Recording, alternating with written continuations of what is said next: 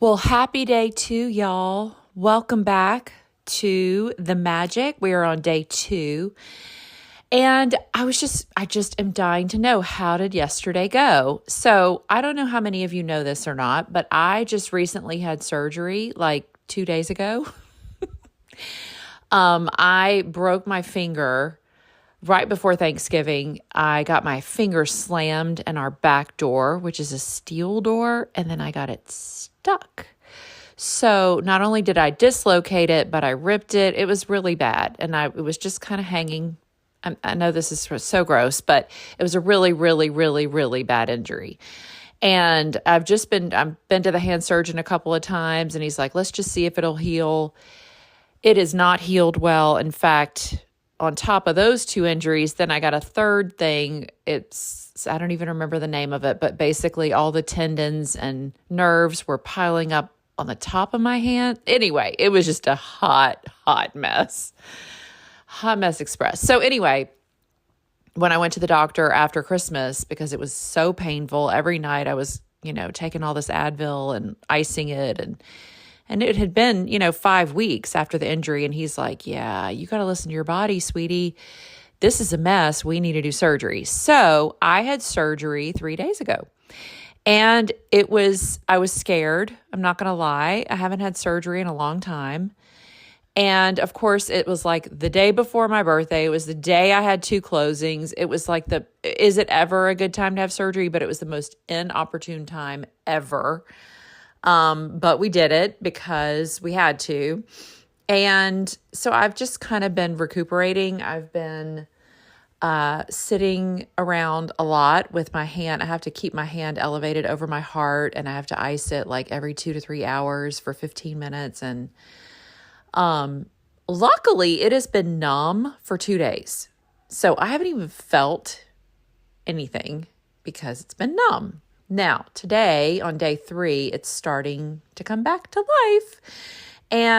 But I am so grateful that it's not even close to as painful as it was for the last 5 weeks. For the last 5 weeks, every night it has been so swollen and so painful where I could barely use it. So why am I telling you all this? Not for sympathy, I promise.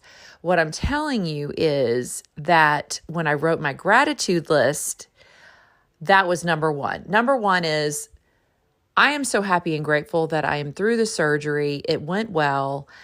And the reason why I'm so happy and grateful is because it is so hard to not have a right hand and to keep it elevated.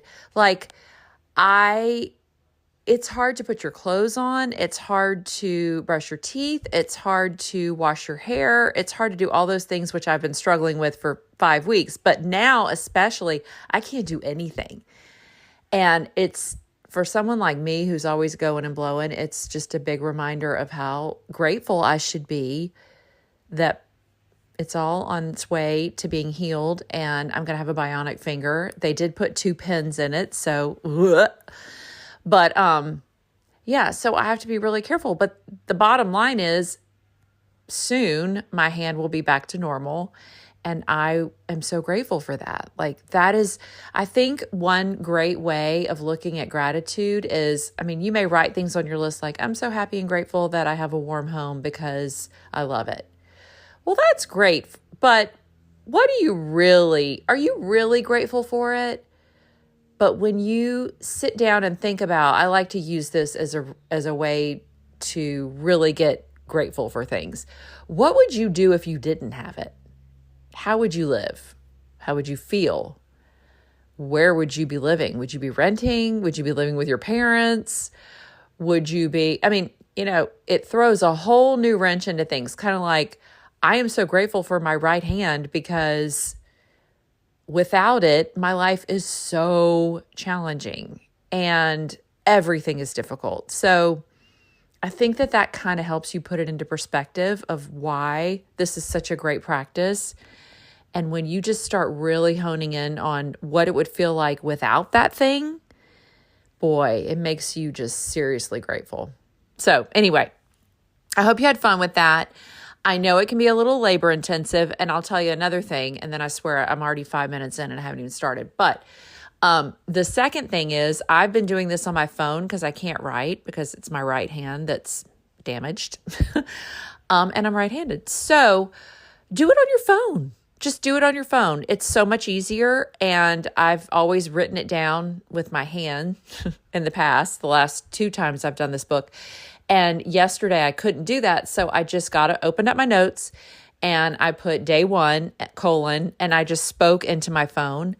And then I went back and went through each one and said it out loud and said, thank you, thank you, thank you, and really felt what it would feel like to not have that. And then it made me so grateful to have that. So do it on your phone. If it's too challenging to do all 10 handwritten, I do think the handwritten word is so much better, but I just can't do that. So you know what? We move, we dodge, we figure it out. So that's what we're doing this year. That's what I'm doing this year. So try it that way if it's too hard to write. Okay, let's move on to day 2. Day 2 is called the Magic Rock. Reflect upon your present blessings, of which every man has plenty, not on your past misfortunes, of which all men have some. Charles Dickens. Love him. Great Expectations. Wasn't that so good? I read that in high school and I loved it. Anyway. Okay. In the beginning of working with these practices, it takes concentrated days in a row to make gratitude a habit. Anything that reminds you to be grateful is helping you turn your life into gold with gratitude. And that's exactly what this magical practice is about. Lee Brower presented the gratitude rock practice in The Secret film and book. Oh my gosh, if you haven't seen that and you have time over this dead week where no one's doing a thing except not knowing what day it is, go watch The Secret. It's totally corny, but it's by the same lady, and it will open your eyes to some shit, I'll tell you. I watched it and I wanted to go blow through the world in a new way. And I think watching that movie or reading that book, The Secret, is another awesome thing at just opening up the portal to the metaphysics and all the good energy and all the high vibes and all that shit. So anyway, she's talking about the book and the film. In it, he told the story of a father of a dying child who used a gratitude rock to be grateful for his son's health, and his son made a miraculous recovery. Since then, the gratitude rock has been a proven success with many people the world over who've used it for money, healing, and happiness. So, first, go find a rock or a stone. Choose a small size that fits in the palm of your hand, and then close your fingers around it. Choose a rock that is smooth, without sharp edges, not too weighty, and that feels really good in your hand when you hold it. You can find it from your garden. You can find it, I've used crystals before. I've used just a rock that I found in my yard before. I mean, it can be anything. And last year or 2 years ago when we did this with the book club, some people found a rock and painted a heart on it. It was so cute. So, you know what would be super fun is if we could in DMs or chat, send me a picture of your magical rock. Because see, that will make you do it. So send me a picture of your magical rock, DM it to me at Aimee Elkman on Instagram, and I will post them in my daily feed. Won't that be so fun? And that will keep us all accountable. Okay, so go find a rock. It's so simple. And really, that's all you have to do. Go pick a rock. Now, once you've found your magic rock, put it by your bed in a place where you will definitely see it when you go to bed. Clear some space if necessary. You know, I love to declutter and clear some space. Tonight, just before you get into bed to go to sleep, pick up your magic rock, hold it in the palm of one hand, and close your fingers around it. Think back carefully through all the good things that happened during the day and find the best thing that happened that you're grateful for. Then say the magic words, thank you, for the best thing that happened. Return the magic rock to its place, and that's it. You're going to do this for the next 26 nights. This is such a great practice. I do this every night of my life, every single night. Sometimes I fall asleep with the rock in my bed because I'm tired. But there's so many studies that are done about how important it is what you think about before you go to sleep at night, think about it. You're spending almost half your day sleeping. Okay, maybe not that much, but a lot of it, a third of your day. And that is when your brain recharges, it resets, and your subconscious really just gets booted up. And if you go to bed every night and you're freaked the fuck out about whatever's going on in your life and how am I going to figure this out? And oh my God, this is not working and what's happening, da da da da, and I'm so blah, blah, blah. That is what you're going to manifest more of. That's what your subconscious is going to cling to. But if you're going to bed every night and you're holding your pretty little rock and you're saying, man, that was so awesome when my son gave me that precious hat for my birthday, because that just made me feel so special, and he paid for it with his own money, and I'm just so lucky to have him in my life. It made me feel so special. That's it. And then you go to sleep. Oh, and you say thank you. So let's recap what you're going to do. Number one, you're going to write your 10 things down in the format of, I am so happy and grateful that blah, blah, blah, because blah, blah, blah. Then you're going to go back, read through everything and say, thank you, thank you, thank you, and really feel it. Then you're going to go find your magic rock, put it by your bed.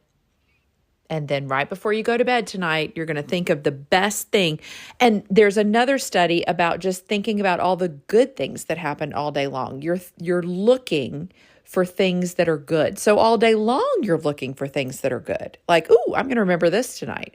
Ooh, I'm going to put this in my little memory of, nightly magic rock, whatever you call it, moment. I don't know what you would call it. But anyway, you're constantly looking throughout the day for the magical stuff to think about at night. So when you go to bed at night, you're going to think about all the great things that happened. Pick your favorite thing, say thank you, and go to sleep. And that's it. And, she wants you to read tomorrow's magical practice again, because there's another thing she wants you to be prepped for. So go do your stuff. When you find your rock, please DM it to me, or you can post it on Instagram and tag me at Aimee Elkman, and it's AIMEEELKMAN,